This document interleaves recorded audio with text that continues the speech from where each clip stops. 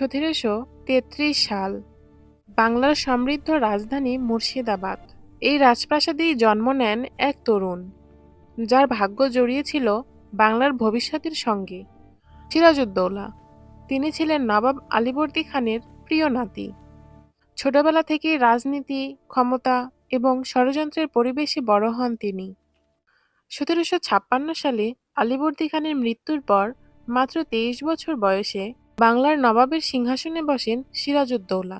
কিন্তু সিংহাসন তার জন্য ছিল না কেবল সম্মানের আসন, এটি ছিল চ্যালেঞ্জ, বিরোধিতা আর অস্থিরতার কেন্দ্রবিন্দু। দরবারের অনেকেই তার বিরুদ্ধে ষড়যন্ত্রে লিপ্ত ছিল। এই সময় বাংলায় ইউরোপীয় শক্তিগুলোর উপস্থিতি দ্রুত বাড়ছিল।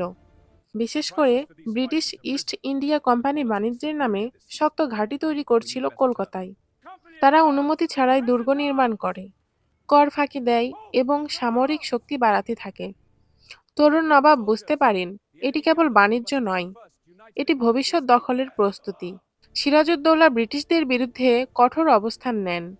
তিনি কলকাতায় আক্রমণ চালান এবং ফোর্ট উইলিয়াম দখল করেন। কিন্তু ব্রিটিশরা থেমে থাকেনি। মাদ্রাজ থেকে রবার্ট ক্লাইভের নেতৃত্বে সেনাবাহিনী আসে বাংলায়। 1757 সালের 23 জুন, পলাশীর প্রান্তর। একদিকে নবাবের প্রায় 50